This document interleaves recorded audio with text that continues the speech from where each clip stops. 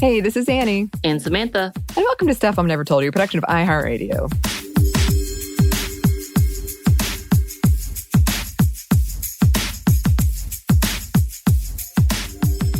Before we get too deep into this episode, just a quick trigger warning that we are going to be talking about some instances of sexual assault, abuse, and things that are related to that.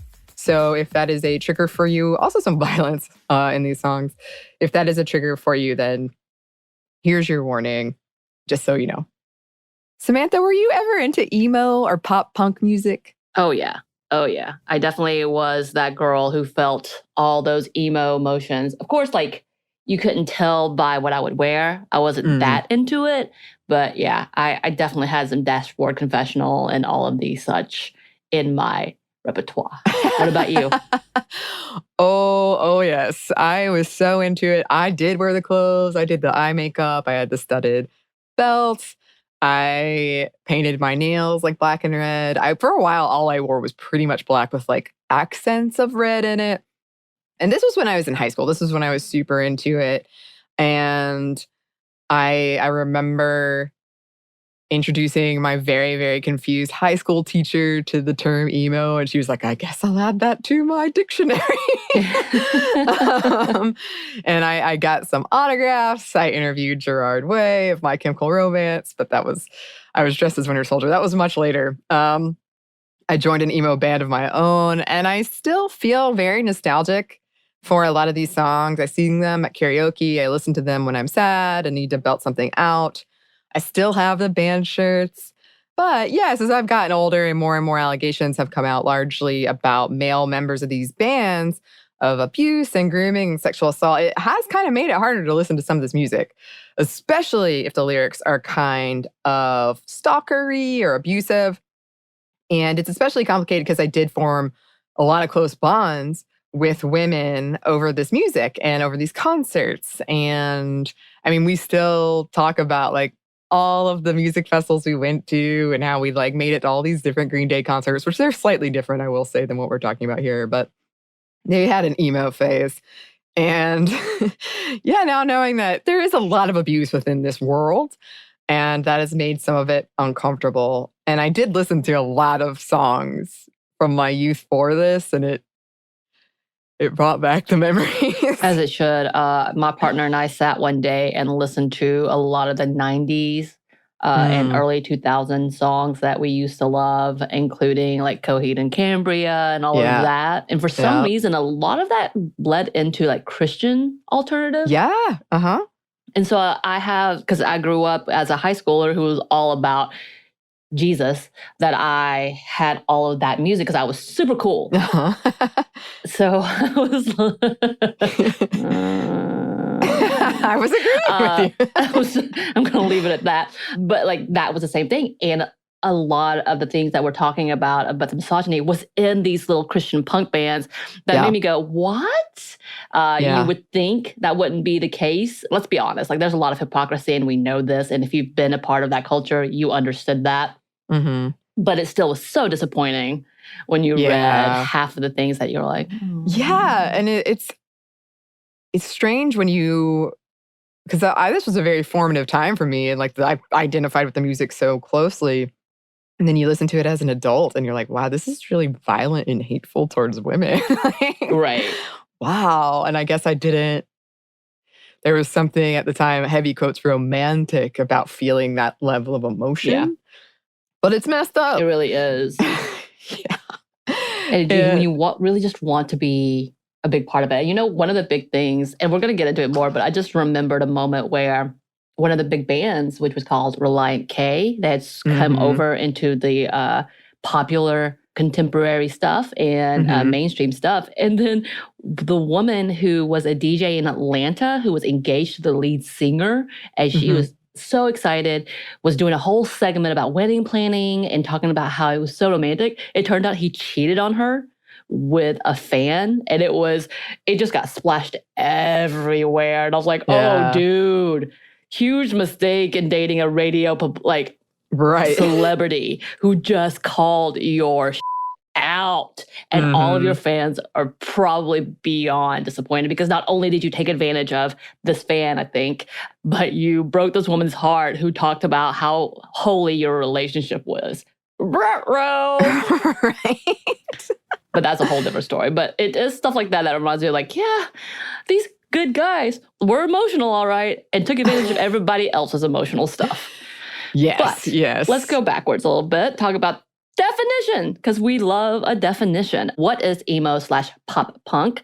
From a 2014 paper by Sam Dubois called Cheer Up, Emo Kid, Rethinking the Crisis of Masculinity in Emo. He writes, emo, an abbreviation for emotional, is a term both used to describe music, which places public emphasis on introspective displays of emotion, and a pejorative phrase applied to fans for a diverse range of music. It's overwhelmingly male-dominated in terms of production, and it has been suggested that the development of emo can be explained with a reference to a, quote, crisis of masculinity. The term first originated in the 1980s to describe hardcore emotional punk, though we're largely talking about the third wave of emo in the early 2000s. Yeah, so the bands we're talking about specifically right now, that's what we're talking about.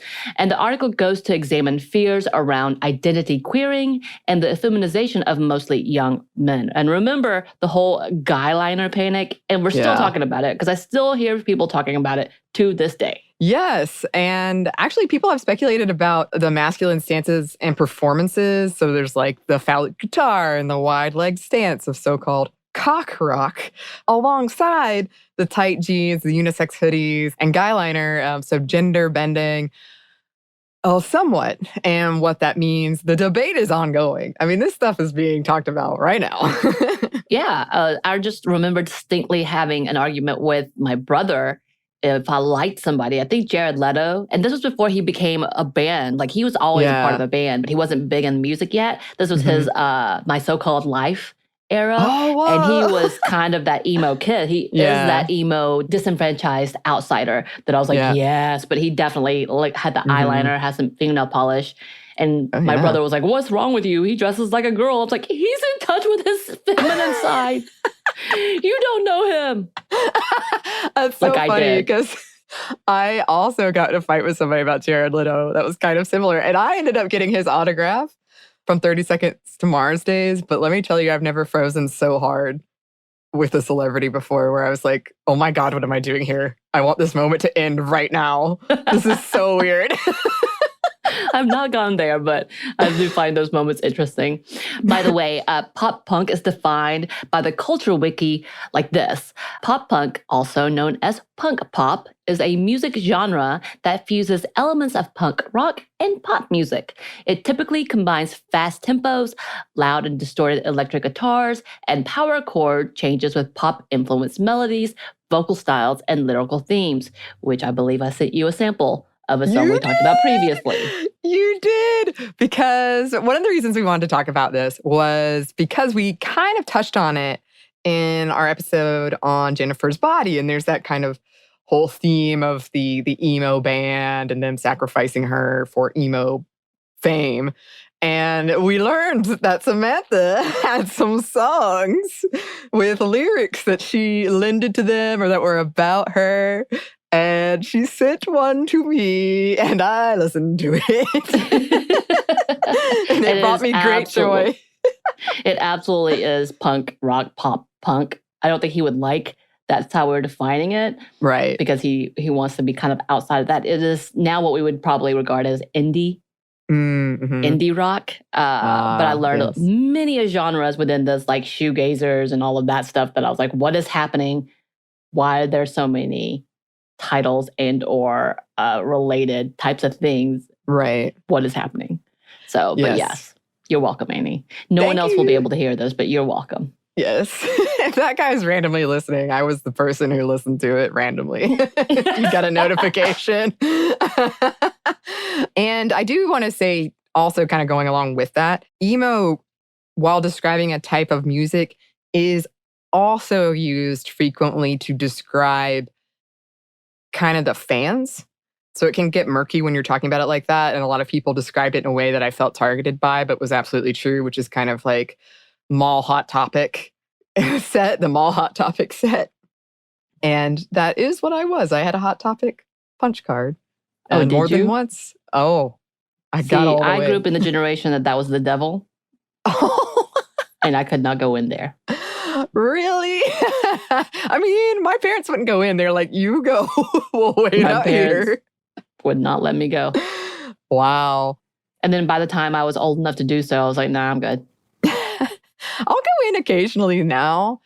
And it's just such a throwback. It is such a, like, I remember being in here and wanting, because I couldn't afford a lot of stuff in there. It's expensive. But the Green Day jacket that I wear to this day is from Hot Topic. The zip-up hoodie, $40. I saved up for that one. And I still wear it and love it. She still wears it, y'all. And it's intact. Like, it is still in good condition. I like it because it has pockets. And you can zip it and unzip it. It's nice. But that reminds me of a funny story where I think in high school, I dressed as essentially a really emo kid.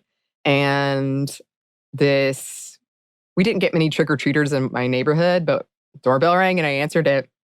And it was a young mother and her like maybe 2-year-old daughter who was dressed as Dorothy from The Wizard of Oz. And they both looked terrified of me. Like, I could see immediately the mother was like, this is a mistake. We're gonna leave. And they're like backing up and I'm like, candy? And they're like, no.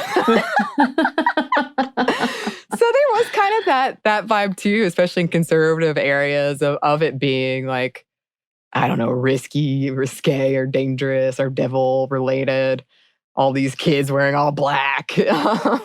Their studded belts. Those studded belts. And the funny thing was you had to take off the studded belt to get into the concert. And then at the end, there'd be just like this huge thing of studded belts. So you'd like put your initials on your belt so you could find it. But we all wore it for the waiting in line to get in. Because it was a piece of our identity, which is part of the pain of why we, as a lot of us as young fans, were taken advantage of. And I did want to mention before we go on here, this was a listener suggestion. So Beck wrote in, a topic I think would be interesting to cover would be about the emo music scene from the years 2003 to 2012-ish. This article briefly covers what it was like growing up as a girl teen and being exposed to the culture that was essentially ruled by misogynistic men. A simple lyrics breakdown of popular emo scene songs from this era is enough to say that women were treated like objects to appease men, especially if they didn't reciprocate their feelings for them. Topics of abuse, murder, and the copious amount of gaslighting was a common theme in most of the songs from this era. And yeah, we're about to get into some lyrics here in a second. But yeah, a lot of these songs focus on boys or men's bodies, particularly white, straight, cis men, on their fears of rejection or on the actual rejection, on their hurt or anger at women, on sexualizing women's bodies or blaming their unhappiness and or pain on women. People who have traced the history of punk, pop punk, and emo over the years often point out that emo and pop punk weren't always this way. The songs used to give women's names and they would give these women autonomy and depth. People who weren't super idealized and on a pedestal, which is also part of what we're talking about here in these third wave emo songs. But then something shifted in the 2000s and emo albums largely became about men's heartbreak and the nameless women at the cause of it as the enemy. Women existed in these songs as simply an object that messed with men's hearts and lives as either the perfect woman or muse, and that's sort of like the best end of the spectrum, or the vessel for their sperm or like hatred. A part of the men's story, that's what they served, these women in these songs, a possession to be won or lost, blaming women and only women for their emotional state, which feels very telling of the songwriter's views on women. There's a lot of gaslighting and slut-shaming in them. Emo and pop punk became another boys' club because, as you noticed, we're talking about men writing these songs, and that's because that was largely the case. And this boys' club was one that looked down on the girls and women fans who made up their fan base. At 2014's Warped Tour, 6% of bands featured a single woman in their numbers over the 120 band lineup, and that's doing anything, while the crowd was a majority female at 53%. Yes. Says a lot in general. It does. I did go to Warped Tour one time, and it was so hot. That's what I remember, was that it was hot, and I got a really cool shirt, but that's it. I will say I don't go to concerts much, and I still don't. It's too crowded for me. Like I knew then that I couldn't handle it, and I still know today. And also, shelling out a lot of money for a concert never made sense to me. I'm too practical and too cynical, and like I don't want to be in a crowd where I can't see somebody and barely hear the music, and I'm getting touched all the time. I don't wanna. But the few times that I did go was because either it was free or it was convenient. And it included like Switchfoot, Reliant K. Yep. I went to see them, I think, a couple of times. I also went to see Weezer. Oh. Yeah, but because they were performing in Atlanta for free, and we were like just there. I was like, oh, what's happening? Did you go, was it the Downtown Rocks? Because I was at that one too. Yeah, I think so. I think it was during the Centennial. Yeah. When they were having the free shows for Centennial Park, essentially. And I was at a restaurant and hanging out. Like, it was awesome because we were at a restaurant doing something. I think we thought something was happening. We didn't know exactly where. And then we showed up and we ended up going to a restaurant eating. And then the show happened and we were right to the side of them. That we could see them perfectly. I was like, oh, cool. But yes. Yeah. Yeah. I went to all of those too. I think also all free shows. What if we crossed paths? We did. We did at these emo shows. And I can't remember the band. It was a Switchfoot concert, but there were multiple bands there. And I only remember Switchfoot, but they were all Christian bands. And one of them was like shouting into the microphone. He was like, "It's so cool not to have sex and to save yourself for marriage." And we were all like, woo. Because he was like shouting it angrily. Was that Five Iron Frenzy? Because that was my go-to band of my high school. Five Iron Frenzy was the shit to me. Or was it DC Talk? Was it DC Talk? So much nostalgia, y'all. I wonder if I could find this old lineup because it was at North Georgia College where my dad taught. Oh, I didn't go to that one. Well, sure. Yeah, but I wonder if it had a similar right. Oh, I'm sure. Switchfoot, Reliant K, Supertones, y'all. We're going down a path. I'm so sorry. All of them had like the similar venues and would go together. Yes. Yes. I'll have to look. I've actually really enjoyed Jars of Clay. Yeah, I remember Jars of Clay. Yeah, I've enjoyed going back down this memory lane, even though we're talking about like not great stuff. Right.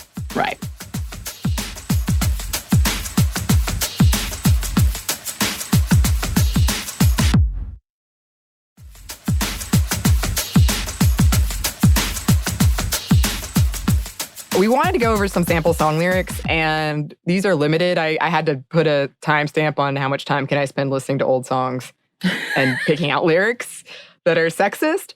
But yeah, we wanted to choose some to illustrate what we're talking about here. This is one of the misunderstood songs as well, like misspoken songs, as in they get the lyrics completely wrong, and I am one of those people. So it's the Fall Out Boy song, which goes, "I'm just a notch in a bedpost, but we're just a line in a song," which of course is from the 2005s, "For Sugar We're Going Down." Still probably could not sing that all the way through and would make up my own stuff, as most people did in that line. And of course, there's also, "I Only Want Sympathy in the Form of You Crawling into Bed with Me." Also 2005, "Dance, Dance," their other hit. And I still probably would not know that lyric either. But yeah, this is real gross, y'all. Yeah. Yeah. And I mean, it's funny / sad when you're like, not recently, obviously, but when you're in the height of karaoke and you're like, "Oh, I know, Fall Out Boy," or whatever song it is, and you're singing it. And as you're singing it, you're like, "Oh, I feel weird about this now." Okay. It's kind of that same way with the Semi-Charmed Kind of Life. You don't know what you're singing, and then you start realizing, oh. They played for free at my college. That's not what I meant to say. Yeah. And it sounds so upbeat. It's so upbeat, but it's so sad. The lyrics are not upbeat, everyone. Oh, speaking of not upbeat lyrics. So here's a line from Brand New's 2003 song, "Me versus Maradona versus Elvis." This line is like infamous. "I got desperate desires and unadmirable plans. My tongue will taste of gin and malicious intent. Bring you back to the bar, get you out of the cold. My sober, straight face, get you out of your clothes. I almost feel sorry for what I'm going to do. If you let me have my way, I swear I'll tear you apart." And yes, that is about date rape. Just straight up about date rape. Gross. Yep. And then the Census Fell 2004 LP says, "So love me gently with a chainsaw and take the glass against your wrist. You're worth more dead." Wow. Wonderful. Okay. I feel loved. Yes, so much love from this emotional music. Glassjaw's 2000 Pretty Lush has this line, "You can lead a whore to water and you can bet she'll drink and follow orders." So the band Ataras and the song, the last song I will ever write about women, I bet that didn't happen, which is, "Love is wrong and girls are evil. I guess I'll never figure out what womankind is all about." Well, I mean, at least they're honest. I mean, good riddance, goodbye. And then from the Used, who I also saw in concert, 2002's Buried Alive, "My foot on your neck and I finally have you right where I want you." Yeah, and this one was a big one, and we still talked about today, and we're definitely going to talk about her own comments. They were one of the few female-led punk/emo band, as well as she was a very big Christian girl. Oh, yeah? I didn't know that. Yeah. So she was originally, this was not, I don't think this was a Christian band, but she used to be like all about that Christian life. And then they got big. In 2018, Hayley Williams of Paramore announced they wouldn't be playing Misery Business, which, yeah, I used to love that song, but this lyric ruined everything, which features the line, "Once a whore, you're nothing more." And it's pretty much woman against woman, stealing men from each other, which, again, lived for a long time and it still exists, and you still hear it in many songs, including, Mean Girl types of movies. I've seen it featured. And they have yet to play it again at a show since. And when they announced this at a show, the audience cheered and applauded. Of course, they also got a lot of pushback, being like, "You're being too politically correct, calm down." But Williams has been outspoken about the sexism in the emo world in several interviews. Here's a quote. She says, "When I've been offered female opportunities, it feels like a backhanded compliment. But people sometimes think that that's anti-feminist, that I don't want to be grouped in with the girls.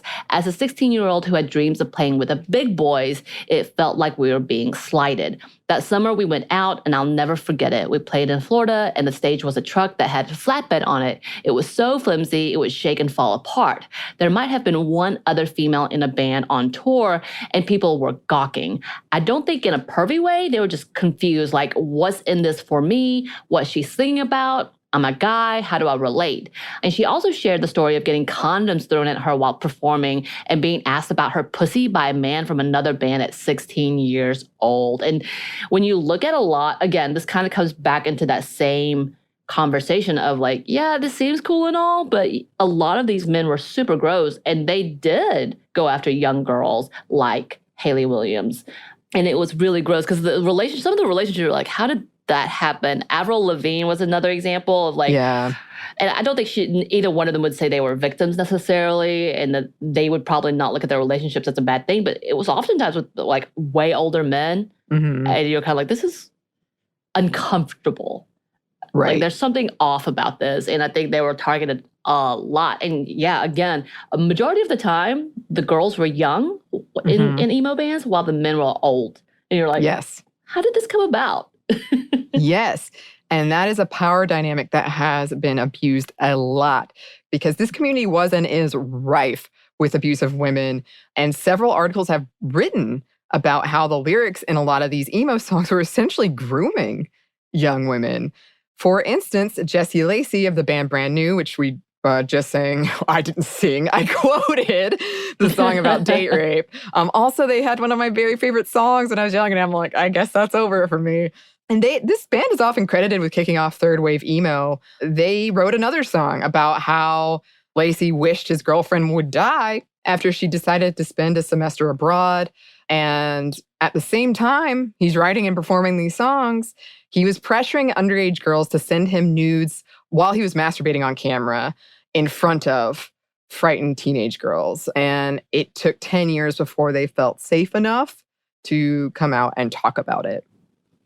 Here's another example. Mid-2000s Australian emo band, the Gateway Plan's tour manager, John Zimmerman, groomed and raped over 55 young girls. And most of them were fans of the band. And he gave a lot of false promises of introducing them to band members. And he was eventually found guilty of 92 charges ranging from rape, possession of child porn, and sexual penetration of a child under the age of 16. Among other things.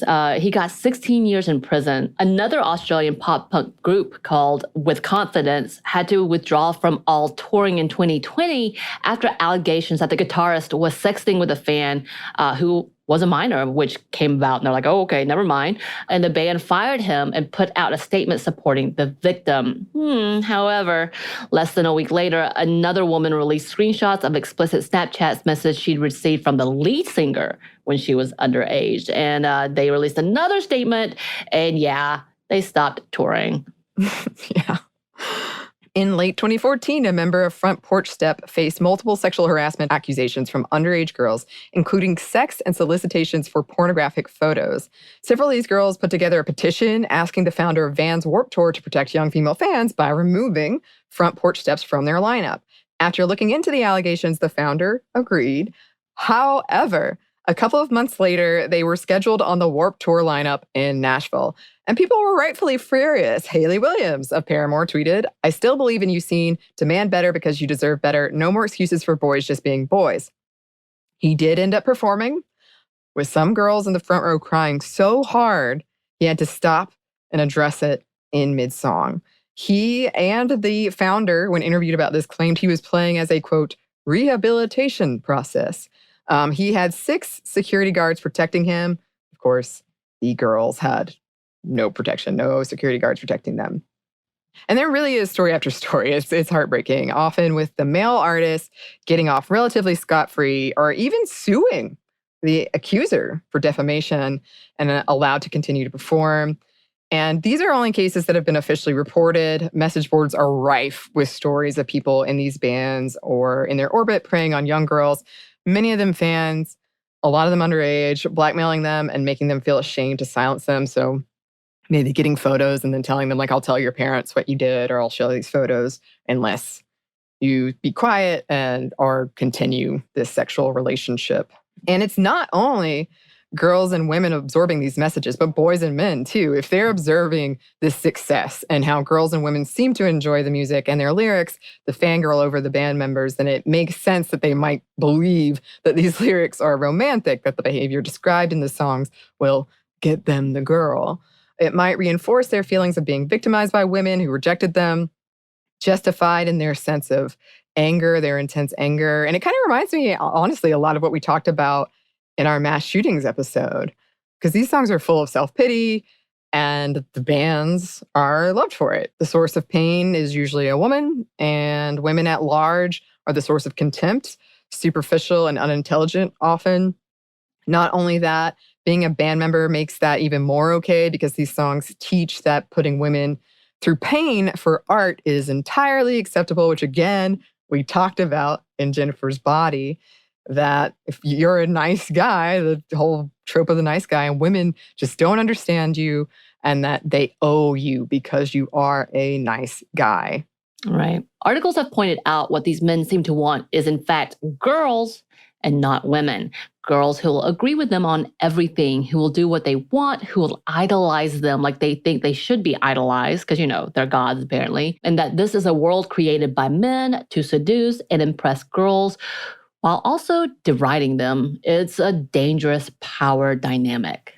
Yeah. And like I kind of talked about at the top, it's been, for a lot of women and girls who were and are fans of this type of music, it has been a real sense of community oftentimes for them, and to have that weaponized has been really painful. And I've read a lot of articles where it was friendships formed between girls and women because they did make up a lot of these audiences. And then having this kind of realization of, Right. oh, not great. Well, a lot of misogyny and a lot of preying on young girls in this world. Right. And again, as you were talking about, there's been several instances where women come together and realize, oh, we've all been victims. Mhm. Okay. And which has been the huge mistake of a lot of stars in general, not realizing, hey, if you groom several people, eventually if one tells a story, they're going to see a pattern. Yeah. So, which has been an interesting community in itself. Sad that it has to happen, but encouraging that they are talking. Mhm. And from Jessica Harper's 2003 essay on the rise of commercial emo, she writes, "My deepest concerns about the lingering effects of emo is not so much for myself or for my friends. We had refuge in our personal political platforms and deep-created record collections, but rather for the teenage girls I see crowding front and center at emo shows. the ones for whom this is their inaugural introduction to the underground, the ones who are seeking music out, who are wanting to stake some claim to punk rock or an underground avenue for a way out, a way under, to sate the seemingly unquenchable nameless need, the same need I came to punk rock with. So I watch these girls at emo shows more than I ever do the band. I watch them sing along, see what parts they freak out over. I wonder if they're being thwarted by the fact that there's no presentation of girls as participants, but rather only as consumers, or if we reference the songs directly, the consumed. I wondered if this is where music will begin and end for them, if they can be radicalized in spite of this, if being denied keys to the clubhouse is enough to spur them into action. Yes. And people have said that it seems to be the case because things are changing. But basically what Hopper was talking about here is young women forming ideas on who makes music and what it says about women and internalizing that at a young age. Many women, both in bands at the time and fans, spoke of condescension and entitlement oozing from these bands, similar to the fake geek girl thing that, being told like they don't understand real music, that they were only there for sex, that they supported these bands and showed up for these bands, but the bands did not want or support them or were condescending of them.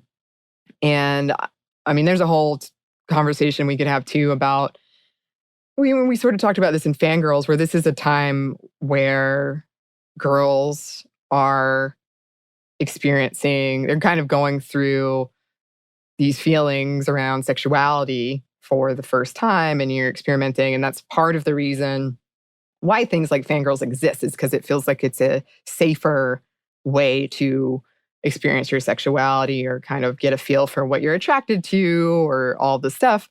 And it should be a safe space, but this is just showing that a lot of times it's not. Which is really unfortunate. Yeah, and it's a slap in the face for, again, we talked about this in the Fangirls episode, how it's a slap in the face when a product you are sending out, so the music, is getting the love that you hoped it would, but then you're finding that annoying as well as not taking it seriously. What a slap in the face for those who have bought into what you are selling. And you should be proud and you should be thankful. You don't have to owe them anything necessarily, but to ridicule them and or use them is such a disgrace in general. And we've talked about this again with like the bigger boy bands when they come out and they're like, oh, that was me being young and naive and stupid and I hate it.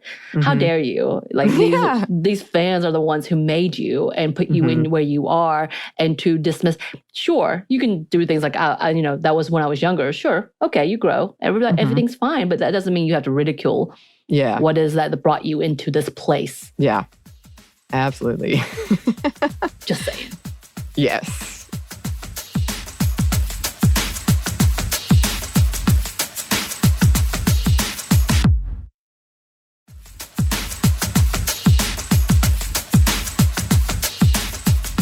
Another thing that people have written about when they're kind of digging into this whole situation is that why women, and me included, why were we okay or even like these lyrics?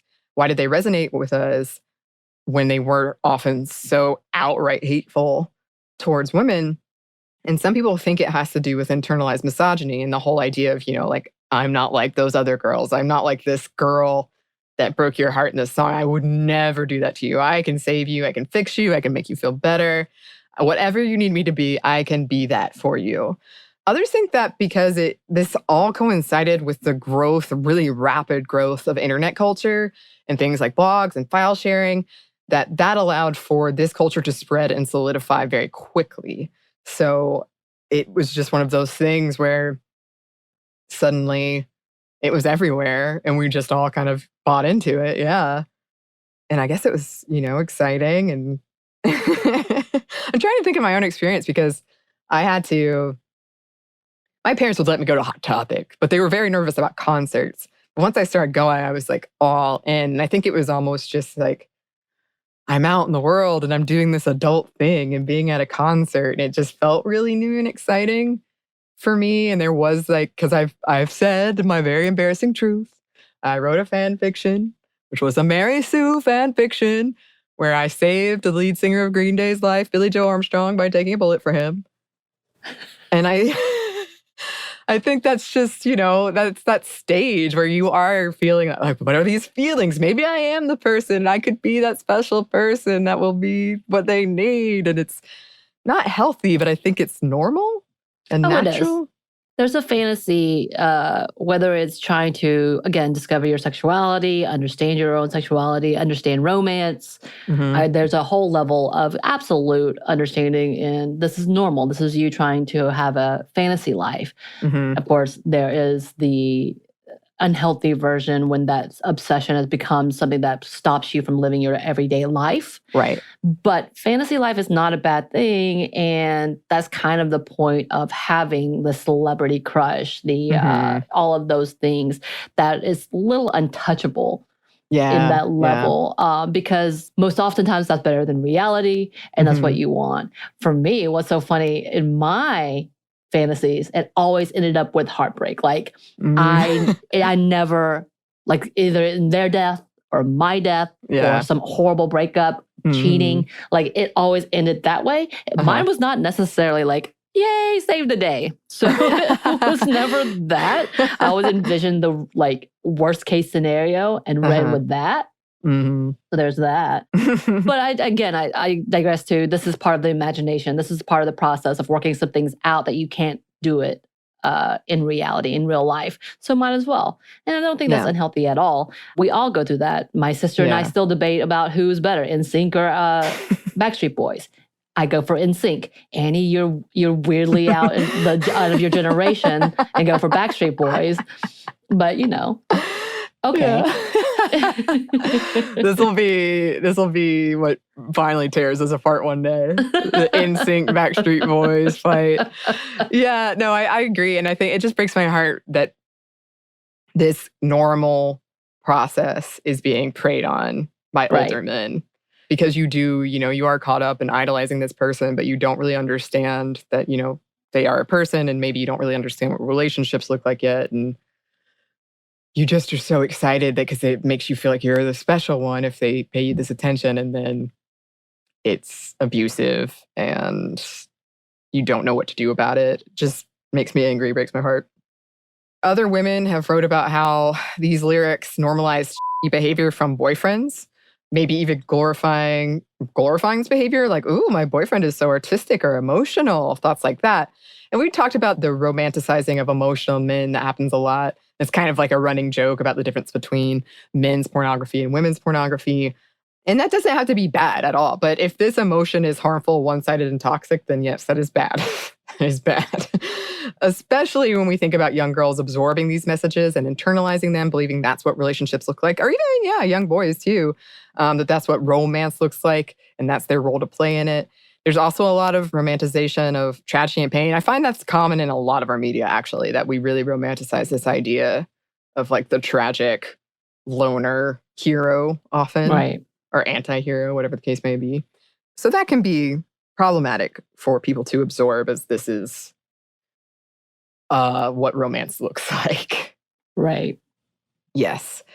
Oh, and this is a fact I found interesting. Other music experts have written that in many cases, lead male singers have this like nasally quality in these songs, or even not so great singing skills that would have been critiqued the hell out of anyone that wasn't cis male and or straight, that they are benefiting from a privilege of being whiny and emotional when women are punished for being shrill and hysterical. In fact, women who have made it in the emo pop punk scene have had to be exceptional when it comes to skill level. And one of the articles specifically gave examples of Hayley Williams and Avril Lavigne. It was like they have 4 range octave. Like they can do all of this amazing stuff. Meanwhile, a lot of emo dudes are singing like 1 octave. Right. And kind of just like mumble talking into the microphone. Mumblecore, y'all. Mumblecore. That exists. No, it's absolutely true. Because when you start looking at the newer wave, I guess, because Panic at the Disco came a little later, he actually has a vocal range and it can actually sing and hit different ranges. Mm-hmm. But then you hit like Death Cab for Cutie. He has a kind of operatic falsetto sound. Mm-hmm. Doesn't hit many of the chords. And he's very distinctive. But if you heard him sing regularly, it wouldn't be impressive. You just kind of stare and be like, all right, and move on. If you hear individual other stuff like that, Dashboard Confessional, I can't quite remember. I don't think it was all off. Cool Hand Luke. I don't know if you remember who they were. No. He was indie, and he was a little more on the Christian scene, and he was that level too. Could not sing. But he seemed so cool, and his lyrics seemed so cool. So the title, his name was good. Cool Hand Luke. I knew you would appreciate that. But his actually comes from the movie. I'm sorry. Oh, but all of those things are very different in sound, and you're right. Like, this doesn't make sense. Not everybody, they just have a band, and they have some vocals in the background, great, but that's about the end of it. Yeah. I mean, when you think about it, and I don't want to, if you're listening to this, I loved a lot of this music, and I still listen to a lot of this music and enjoy it. But if you think about it, like, a lot of it is pretty, one kind of range and similar in topic. It wasn't. And they would say that for a lot of pop, too. They talk about, true. They make fun of that all the time. And typically they make fun of girls. That's I've noticed true. that pop singers who are like, they can only sing 4 notes. But then if you take them out, like Miley Cyrus is a great example of, you think she's just a pop singer, and then you hear her sing outside of, and she can hold those ranges, and she can hold those notes, and she can hit every note without phasing it. And you're like, hey, she's a singer. She gets it. I can't hit those octaves. No. Stop trying, Samantha. Stop trying.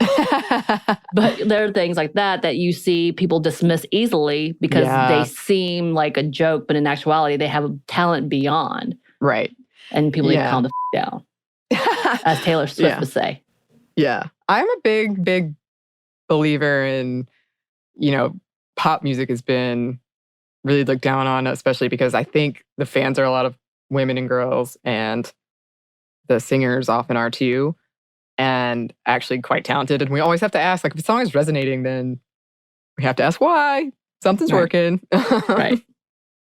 So, yes, admittedly, exaggerating or heightening of emotions is not unique to emo music at all.